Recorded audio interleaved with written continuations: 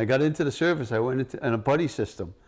Sorry I didn't mention that, but there was 3 other guys. We were all young teenagers, so before high school. Typical day was to get up early in the morning, and of course get fed and get your ammo and your machine guns. Put troops into the field, supply them with food, whatever they needed.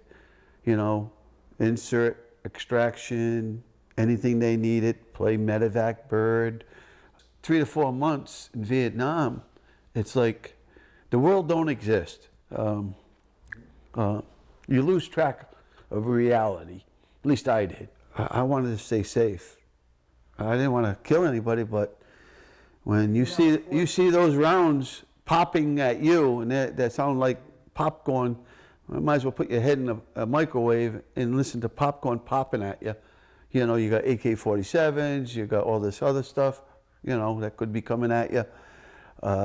It's going through the rotor blades, it's going through the aircraft. There was a time that there was a aircraft on fire, and 2 crew chiefs and pilots went down and burned an aircraft. Another time was when Luke got shot.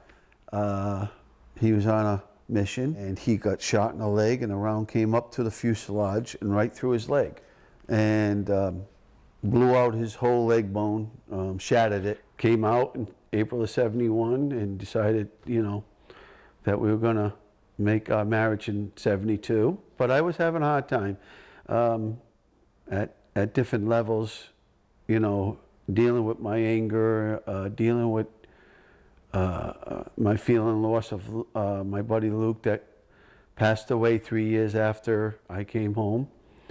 I should say he came home. He took his life, and it still affects me today. What is PTSD? Post-traumatic stress disorder. And what does that mean? It means that you went through a trauma or traumas in war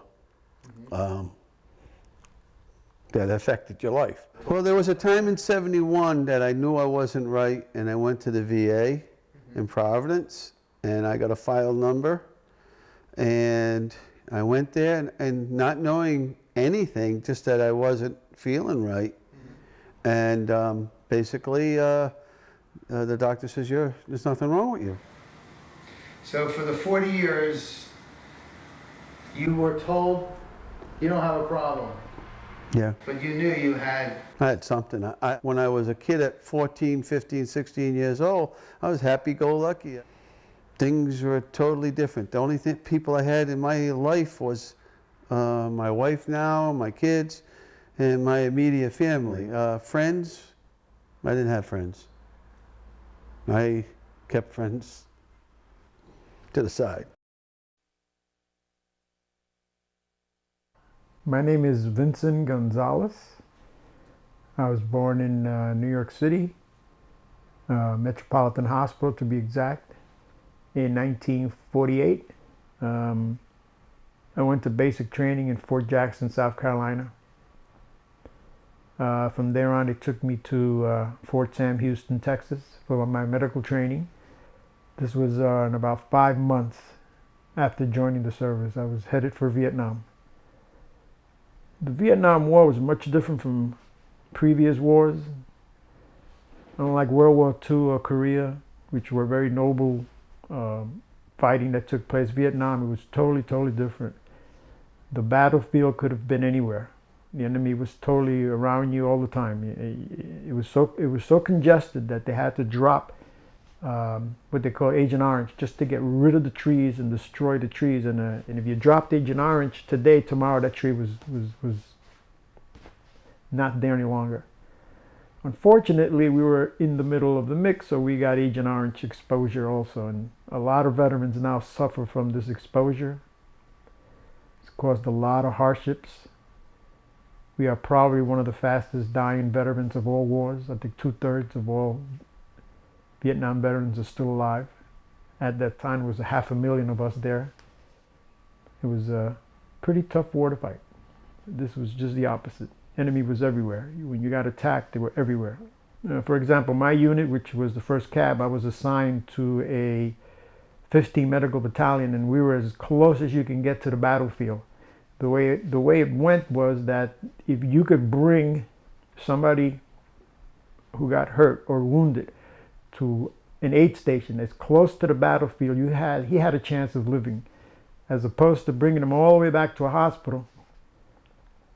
It was easier to bring him to a local aid station, but the problem was that we had to make a decision whether he was to live or not. If he could not survive or his wounds were so bad, we would actually let him go. Till this day, that always haunts me, that we had to see somebody die who had a chance. And when you have 100 wounded all at one time, you have to make those decisions. Well, what happened with the troops that didn't make it, that passed away there? Well, they were put in a special tent. It's like a morgue. And they put him in a body bag, and you had his name tag, a little thing you filled out on his toe. And what was your life like when you came home? When I came home, I was in a different world. I couldn't sleep. I had violent attacks. I would scare my mother. I would get up in the middle of the night and just walk around the house. Had a hard time eating. I came back, I was numb. I really didn't even know I was in the war. I didn't even know I was a veteran. I didn't want anything to do with the military. We were one of the few. Why did you think you felt that way? Well, there was a lot of anti-war movements. There were a lot of people against the war. You were called baby killers. We didn't get any big parades, or we just came home in the airport and a taxi took me to my house, and that was it.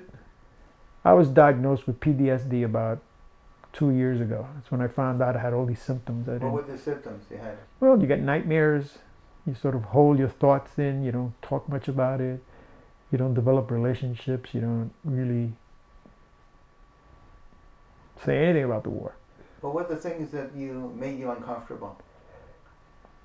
It's a feeling you have inside that you don't want to relive those moments. You don't want to relive them. You just lock them out. It's just very painful. Very painful to see somebody dying and you can't help them. You can't do anything about it. A veteran coming back now gets a lot of help. He's fully equipped. He's got everything on his side. Yeah. Got the country on his side. Got everybody on his side. Which didn't happen to the Vietnam veterans. No, the whole country is for these guys. For us, oh no. No, no.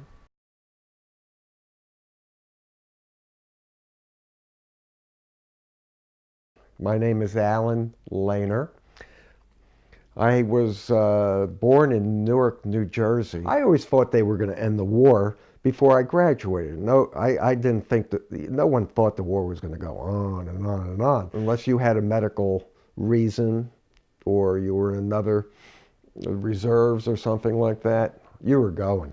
Or you were a conscientious objector, or if you went to Canada. Whether it was a different era or whatever it was, I was brought up to do the right thing, to obey authority. If your government said that, you know, you go to war, you go to war, and you'd never question it. And I said, I got to live with myself. So I turned down the commission. So I went in to see the commanding officer, and he said, you'll be on the first plane to Vietnam, and I hope you get shot over there. I said, well, thank you very much, sir. In comes the second lieutenant and says, he's looking for volunteers. And he said, you're going to be a dog handler. And I had no idea what a dog handler was. I did not like dogs. A dog handler is the reason you gotta, it's a dangerous job, okay? And there were bounties put on the handler's head and the dog's head. If they, by the Viet Cong, the North Vietnamese, if they were able to kill a dog or a handler, that was like getting the next thing to getting a helicopter pilot. Combat is very It's chaos. It's not anything that, you know, it's organized, or you try to have it organized, but I mean, it's absolute chaos. And one time while I went off a point, they just replaced me with the dog with just a regular infantryman. 5 minutes later, he was killed. Okay, and I was just there, you know? And you really start saying, geez, is this luck? Is this, what is this that, I mean, I had guys killed next to me. Why is it like that? One night, all of a sudden, the tripwire goes off. All hell breaks loose. And this was the first time I think I really realized that the war was lost, that we weren't going to beat them, because they were a human wave attack. And what the artillery did, they lowered their guns point blank. They aim an artillery piece right at you, and they put in what's called a beehive round. And they fire it. It's thousands and thousands of pellets and whatever, blown to smithereens. They did get through on one area and killed some Americans, but the next day, they had to bring bulldozers in to bury the North Vietnamese. There were so many of them. And I knew if they had that kind of a will to attack with artillery pieces aimed directly at them, you're not going to beat these people. So I came back. I thought I was all right. I couldn't. Everything was strange, from the music, the clothing, the women on campus. I remember we'd lie around pool, and they were almost like in admiration. The men were kind of not envious that I had actually gone through combat. They admire you, but they also say, geez, I'm lucky I was able to beat the system. You know, you schmuck didn't beat the system. I'm proud. Now, I mean, I saw a lot. It has affected me a lot. I came back at the beginning of my military career. I think that was the turning day when I saw those North Vietnamese being slaughtered. And I said, this war is going to be lost. And I saw the way where I stayed with the dog in the forward camp was also the evacuation area. They brought in the wounded there. The hospital was right there. And I just thought to myself, boy, for what? Why are we doing this? I was brought up to do the right thing. Would I do it all over again? Yes.